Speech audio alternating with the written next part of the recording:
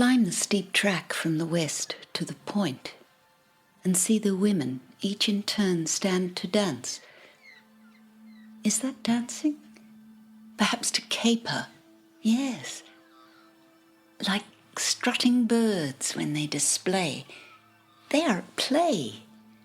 Clever songbirds in the wild.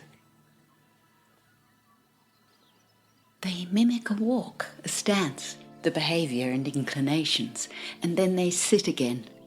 Laughter, rolling on their haunches, arms and heads raised high in acclamation and approval.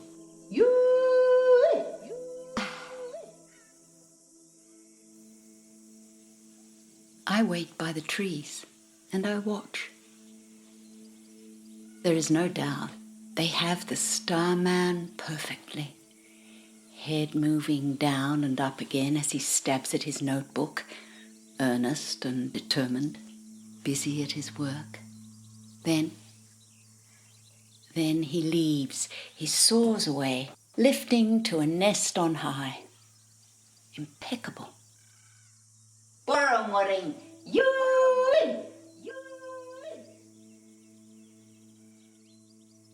They depict the captain, he who rides, visits his friend the starman, jaunty as he climbs the hill, his curious, haughty head, his wide, expressive arms, the way he holds his space, turning to regale, to affirm, proud, clever, charming.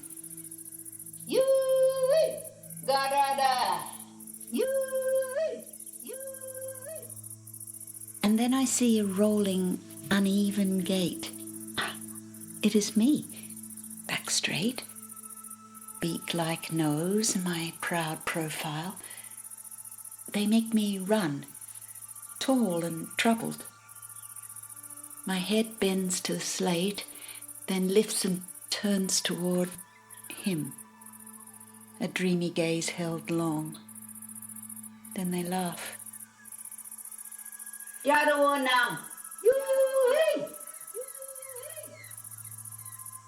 My hand covers my mouth. Where is my humour?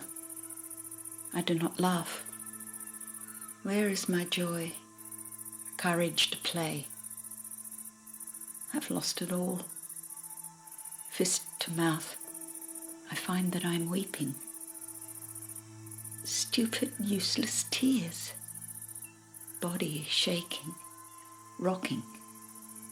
From where this rising storm? Thomas, I'm alone. With you, I am ever bold and brave. I'm certain I play my role, bright, forthright, free. Your Eliza Swift is fading. Lost somewhere, a hollow, empty space where we once grew. I'm still wandering on an ocean. Blind sailing among the stars.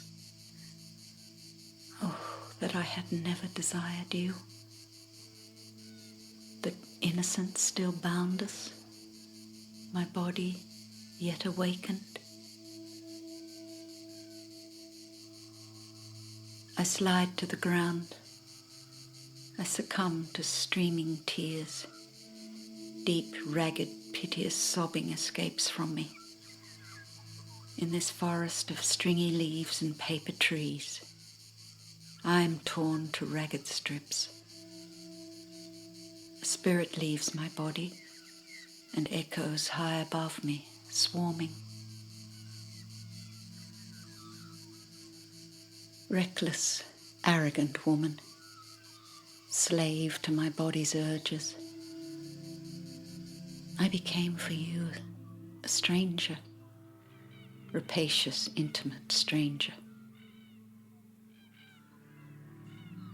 The sobs subside, my breath slows, my chest aches.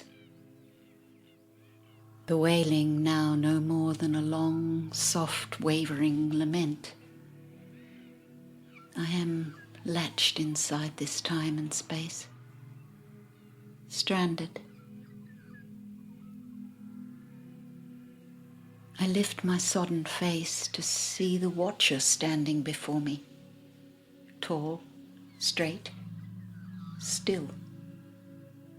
His arms are held out from his sides, his palms open, facing me with focused intensity. I am spent and light-headed from my unrestrained despair. I know not what is real or illusory. I sense he is drawing distress from my aching chest, absorbed by him. And with each breath, I feel the anguish lift, opening. He takes my song of sorrow into his body. I begin to breathe again, empty, calm. He does not move.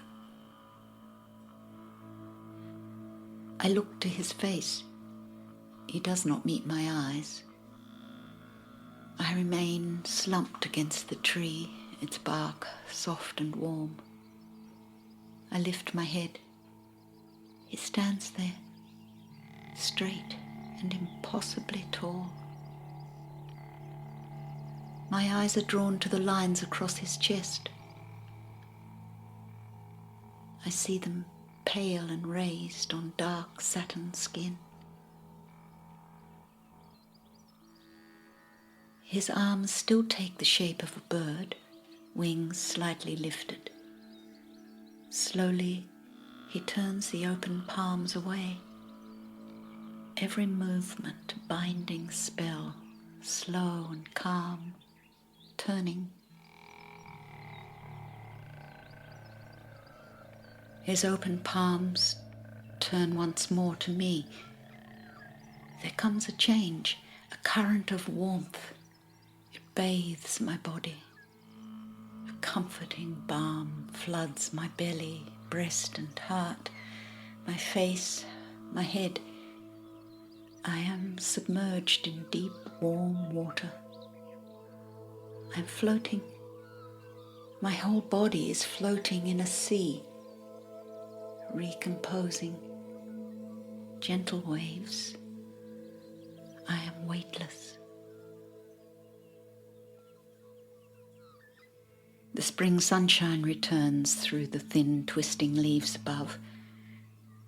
I close my eyes and my body breathes. Slow, gentle, deep. My entire body breathes. I open my eyes. He is gone. Small lizards skitter among fallen leaves, dry, elliptical, over and under the spilled contents of my basket. I am empty. I am renewed.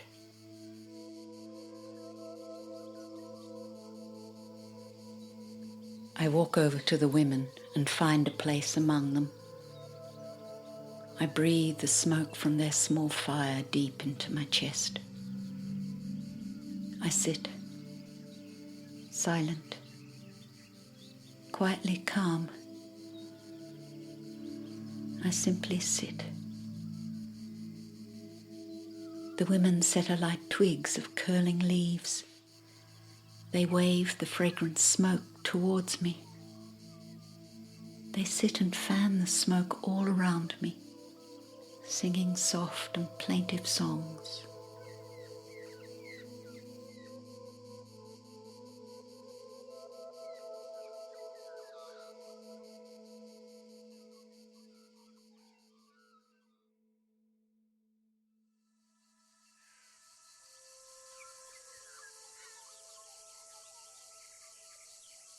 Meg travels more and more frequently with her companions she calls Gadigal women.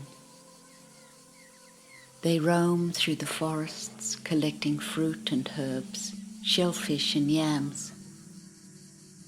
I hope today that she is home. I need sweet tea and her comforting eyes. I leave the point early in the afternoon, still dazed and hollow from my collapse. I thread my way down to the port, past the women's camp, through the thrum, the men's camp, through to the outskirts of the settlement that has become my home. And in this sphere of dreams, there is air, viscous or melting. There is water, warm and scented.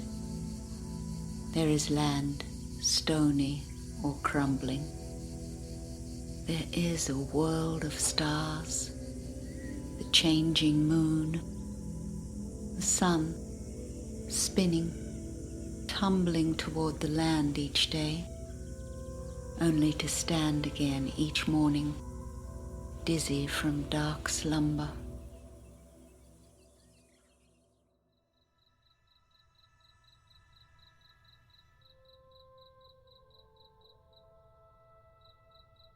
In the stars, there is no burning heat, only warming light. My body makes tracks, tracing out my journey. Luminous paths left in my wake, whirling blindly from one point to the next.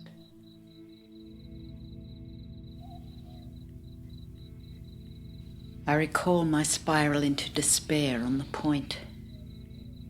It is not just the women's knowing of my constant gaze to the starman for his approval.